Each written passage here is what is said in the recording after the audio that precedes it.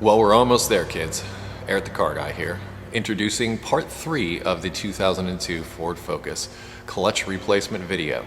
In this video, we're going to get another quarter of the way through this installment of the 2002 Ford Focus clutch replacement video. This video is also available over to EricTheCarGuy.com in its full-length version, uninterrupted, also with a little bit of bonus.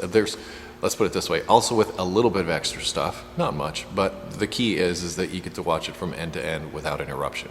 There's a link in the description. You can click on that and go and purchase the video for yourself. If this works out, maybe I'll do some more of these for you. For now, please enjoy this third installment of the 2002 Ford Focus clutch replacement video from Eric the Car Guy, already in progress. Pressure plate, clutch disc with that thick side facing towards the pressure plate. And then up onto these dowels that you see sticking up here. Now they may be offset so that you can only install this in one direction. So if it doesn't go on one way, don't condemn it and say that it's bad. Just move it around to the next one.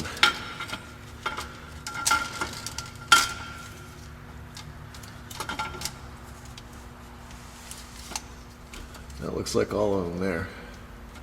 Cool.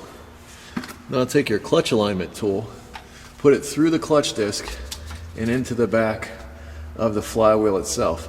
Now this one didn't have a pilot bearing or anything in the flywheel, and that's a little disconcerting. What this is here to do is it's here to help you line this up, but as you can see, there's a whole lot of space there. There it is.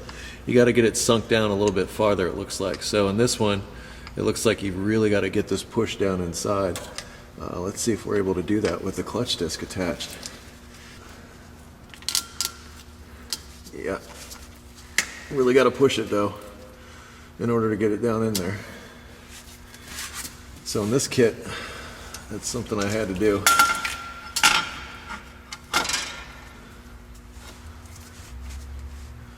Alright, looks like everything's lined up.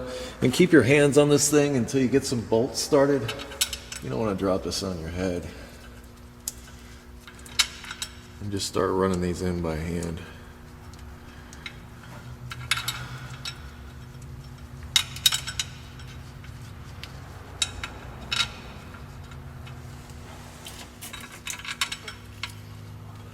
I'm going to run all these down just snug with my 1/4 inch. I'm not going to tighten them down, but as I tighten, I want you to watch that I'm trying to seat this alignment tool down inside of its bore. So I'll be wiggling this around the whole time to make sure that this is tight. But once again, I'm not going to run these down all the way with this. I'm just going to run them snug, and then we're going to torque them to spec, which I looked it up, and it looks like these get 21 foot-pounds when it's on there. The flywheel to the crankshaft, I believe, is 78 foot-pounds, but I'm not sure if that was a reliable source. So to torque the flywheel to the crankshaft, I think that's 78 foot-pounds. To torque these pressure plate bolts down, I believe they're 21 foot-pounds. Remember, once again, I'm just going to sort of wiggle this around to try to make sure that it goes in and out smoothly.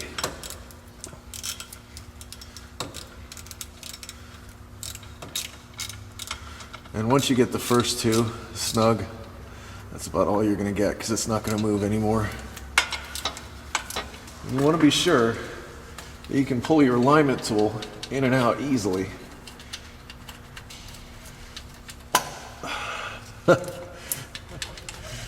Looks like my alignment tool is going to live there for a little bit.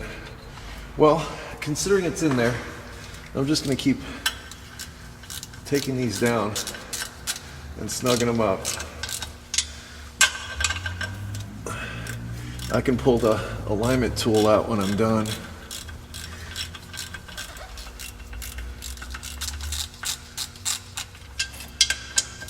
Like I said, just snug them up. Okay, now I'm gonna set my torque wrench to 21 foot-pounds. There's 20, and there's the wood.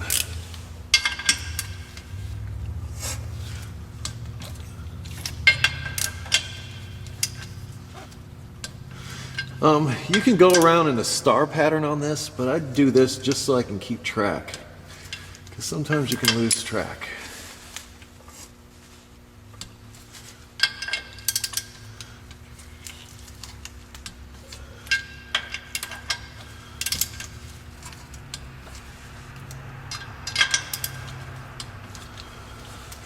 That's it. Now we just got to get the stinking alignment tool out of here.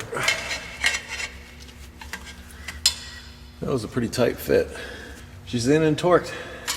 You need a transmission here now. Before you put it in, make sure all your wires and everything are up out of the way. You don't want to pinch wires or anything between the bell housing and the back of the block. I know some guys who take a little bit of grease and put them on these dowels that are coming out. That's not a bad idea. I don't think it's going to be necessary in this case. But before we get started with that, get a couple of bell housing bolts and have them ready. I have a few that are actually here that are still sticking out. So I'm going to be using those, because once you get the transmission held in place, you need to get the threads started. Once you get the threads started, then you significantly lessen the danger of dropping the transmission on your head. That would go ow.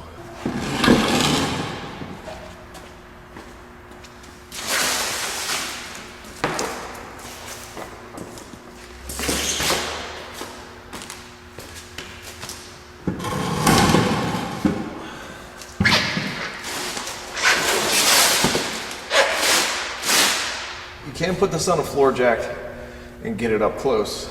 That's not a bad idea.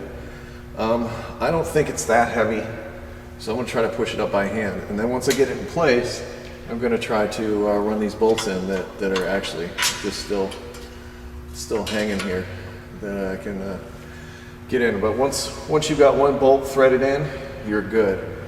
But the hard part's going to be getting the input shaft into the clutch itself. But once you get past that part of it and the transmission seats down in, you're good. So I'm going to try this. If it doesn't work out, it doesn't work out. But at the very least, I'm going to try.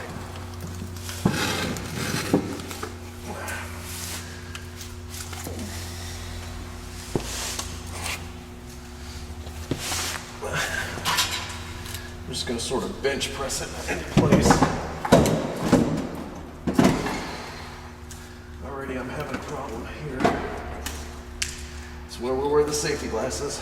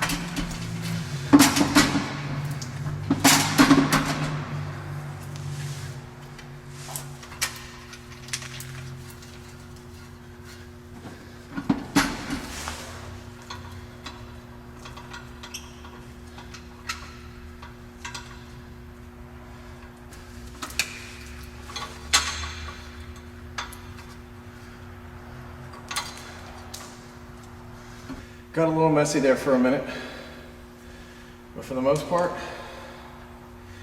that transmission's in there. You don't have to do it this way. You can run a transmission jack. You can do something other than what I've shown you here that would be a lot safer especially if you're doing this on the ground, it's a chore. But a transmission jack is the ideal.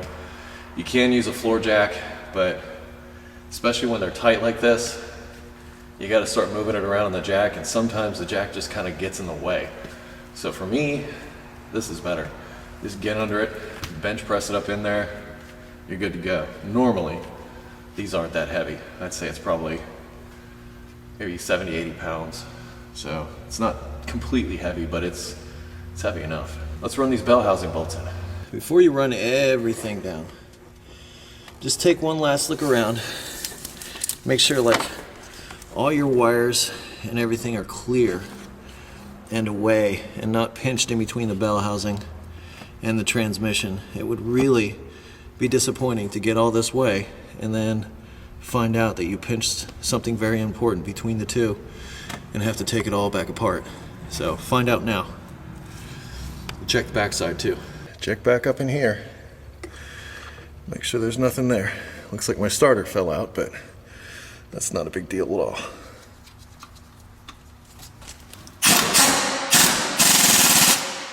A couple of drops of oil on these bolt threads does make it so they go in a lot easier.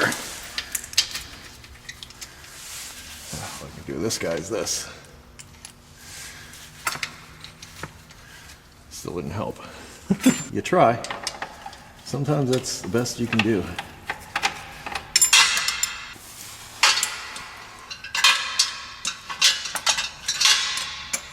Yes, I know a gear wrench would be ideal right now. You're right. It would be.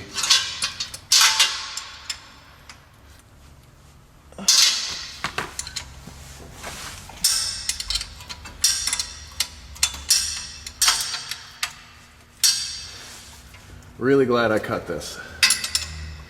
Super glad I cut it. Just to show what a nice guy I am.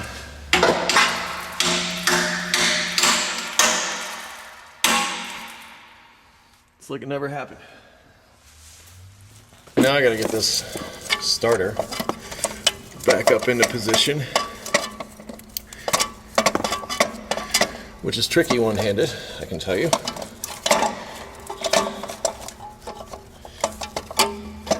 There we go. And there's one bell housing in here, one here, and yeah, you know the rest. I'm also going to be careful when I'm done here to make sure that this O2 sensor wire isn't laying up on this like it was. It looks like somebody broke it and tied it up to get it away. But especially after getting my axle in, I want to make sure that that isn't making contact with the exhaust, because as you can see, sort of see, bad things can happen. Also, I have to reconnect my speed sensor, which goes in right here, but I'm going to wait until I'm done messing around with my bolts and stuff up here and do that last before I lift the engine up and reconnect that side engine mount. But that's what I'm doing up in here if you can't see. And I'm going to do it just like I did before. Well, actually with the starter, I'm going to get this bolt started in there, and then I'm going to go up top because I can actually access the upper bolt from up on the top, and then get that one started, and then I'll run these down, and then I'll run the top one down. But I want to get both starter bolts started before I run it down, because I want to make sure that it gets in there correctly, because if it's out of alignment or something, it can mess up the starter or the flywheel. For a proper starter engagement, it needs to be mounted flush. Best way to do that is to make sure you have both fasteners started before you tighten one down, and that it's flush up on this assembly, on the block. Well, actually in this case it would be the bell housing. Now I have 3 different bolts here. One has a bracket, and this one I believe goes all the way up to the top, on the top. Then you have 2 other bolts, one that's shanked and one that isn't. The one that's shanked, I believe, goes in the starter. The one that isn't, I believe, goes right below it into the bell housing. And again, I'm just going to add a little bit of oil to these threads so that they go in a little bit easier. Just a little bit. You don't need to soak them. I'll let you know if I'm right about the shanked one.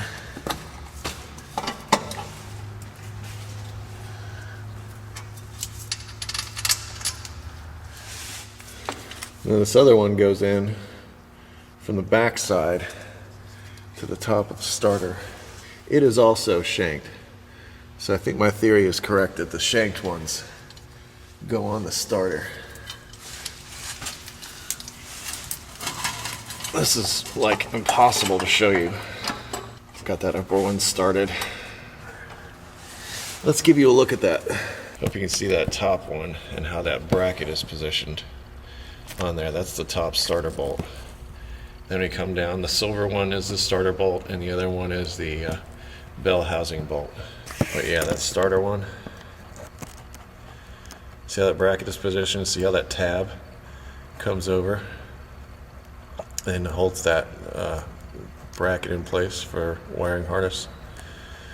Now it's just a matter of running those down. I don't have torque specs for you on these, and I'm going to be honest and say that I've never torqued a bell housing. I'm not going to say that that's appropriate. I'm just going to say that I haven't, and I haven't experienced a problem.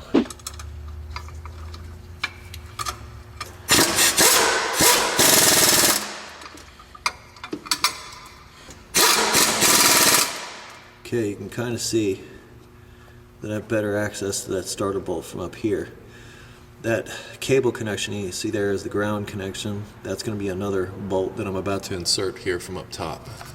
Alright, I actually found out it's going to be easier to tighten that one down before I put these other two. You see those two holes?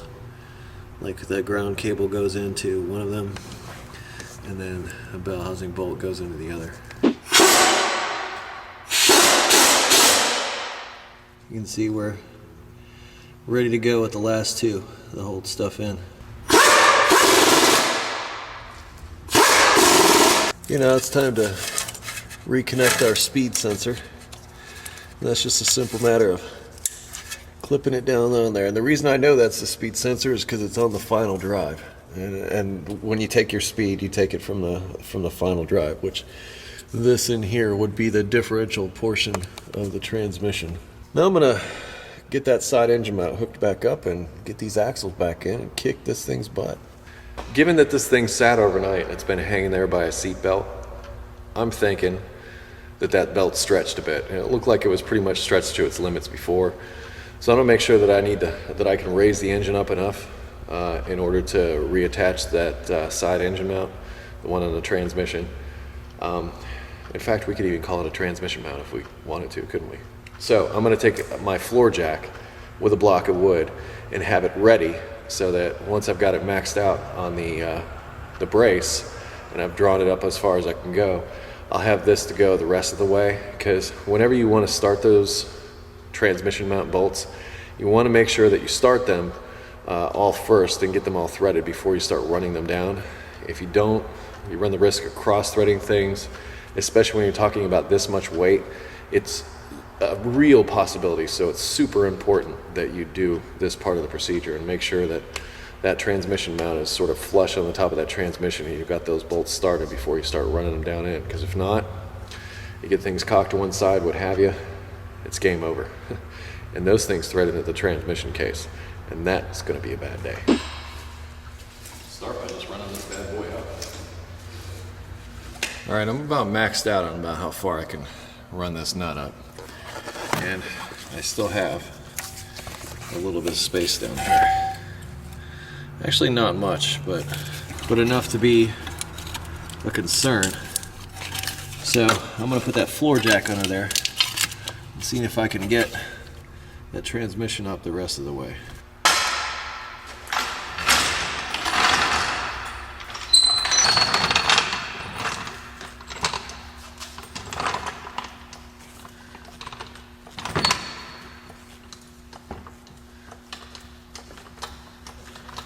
Gonna need 2 blocks of wood. I'm not completely supporting the weight with just these blocks of wood, so I'm not too worried. I still have the brace. This is just helping, so I'm not gonna be overly concerned about this bearing the weight. I should be concerned about getting it under the transmission, however.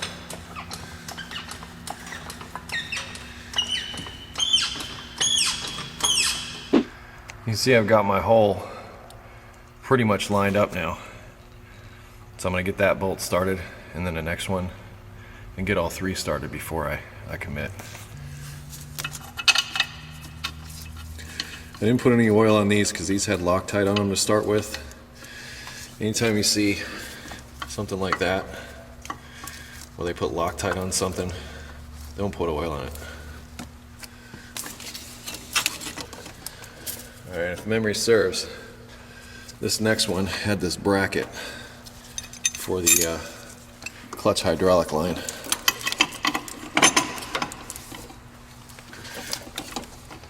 Now I'm gonna try to start the one in the back, but remember I had a lot of difficulty getting back there, so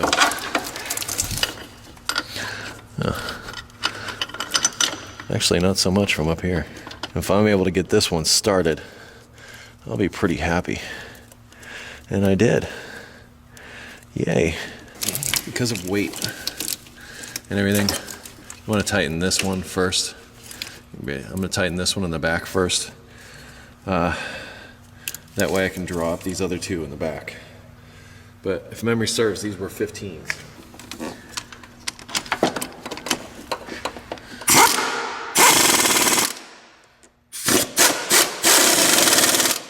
Got two of them, man. I'm going to get the brace out of the way and get that third one. Undoing the brace is going to be fairly simple.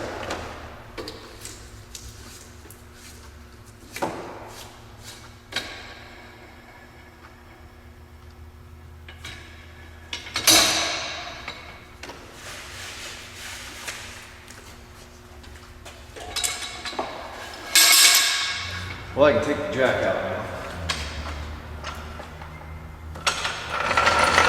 So if we're going to do this last one by hand, I believe I can get a ratchet on it. And as long as I can get a ratchet on it, I am good.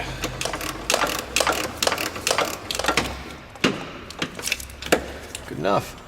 I feel I'm at kind of a decision point where I could get that line into place and put this bracket back. I don't need to be so concerned about my shift linkage being in the way of stuff. I know this one went on top and goes into that bracket. This one goes into the bottom, but I still have that plastic cover to put on. So I'm just going to leave those hang there. I think what I'll do is I'm going to reattach my hydraulics and then get this bracket bolted down and then head underneath to put those axles in and button that stuff up. First I need to remove that plug on that slave, and it came with a new retaining clip, which I'm grateful for. Just gonna set that up on the engine there. I'm gonna pull out the plug. I'm gonna fish my hydraulic line back down in there. Actually, I'm gonna put it back up on its bracket. It's going to be really hard to show you. There's a bunch of stuff in the way, but see that grommet back there? That goes into that slot. I'm just going to spray it with a little silicone spray. Silicone spray is an excellent lubricant for rubber. And then I'm going to slip it back down on its slot. Just like that. I don't know if I can lift that up so you can see where it goes. It goes in right under there. Now that we have that done, it's just a matter of slipping that line as straight as possible back down into its little home. There it is. I felt it just kind of go home there. Put the retaining clip back in. Make sure it's seated all the way down. And the clutch hydraulics are reconnected. Now I can disconnect my hose clamps. Take these off. And I'm going to sort of massage that line a little bit where it was pinched. And the reason I'm doing that is because of the part situation. I had to let that sit overnight. I'm thinking it'll be okay. Yeah, it does look a little pinched, but I'm thinking it should be all right. Let's install this bracket with this 8mm. Maybe I should have done this before I put this line in. It gives me just enough room. Good enough. Everybody's back to where they were and hopefully happy. By the way, the thing that goes into this bracket is this shift cable here. This just sort of hooks in here. I mean, just a little bit. And the rest of the shift cables I'm just going to leave just kind of dangling at the moment. I think this one needs to go under this power steering line. This one I don't, because that one goes on the outer, the way that's run. So I think that hooks in there, and then it'll go on like that. But this other one, it goes up top. No, that'll be okay over top of this power steering line. In fact, both cables could sort of be hooked there. I'm not going to hook those up yet because I want to put that plastic cover on, and I need to fill the transmission. All right, I'm going to fish my axle back up into here, man. Gonna rest it there for now. Do the rest from underneath. Step one is to get it back up into the transmission and be very careful not to damage that seal.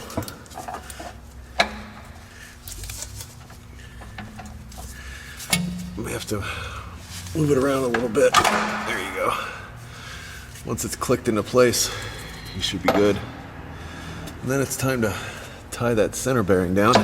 Remember about getting that O2 wire up out of the way. I'm putting it in the way for the moment. You notice that this center bearing sort of bottoms out in that little lip right here. There's like a little catch, so you know it's all the way in when it's there. Make sure that's all the way seated before you install the clamp. Actually, I really do believe that this is a better idea on Ford's part, because I've done these on other makes, and I can say that they aren't nearly as friendly with this kind of thing.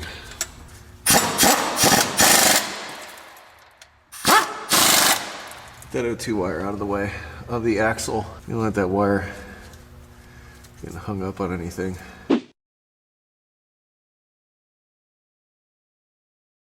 Be safe, have fun, stay dirty.